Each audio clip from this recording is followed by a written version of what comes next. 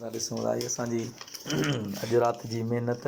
अॼु राति हिते अंगण ते मुंहिंजो हज़ूरी छो त हिन दुनिया में सिर्फ़ु हिन नोट जी इज़त आहे। नोट जी इज़त। अॼुकल्ह ही नोट बार जियो जियो वठंदो हिन नोट जी इज़त आहे। ऐं राहिब इहा ॻाल्हि बिल्कुलु सही पियो करे त जंहिं वटि पैसो आहे उनजो सभु को आहे, माना पैसे खां सवाइ कुझु न आहे।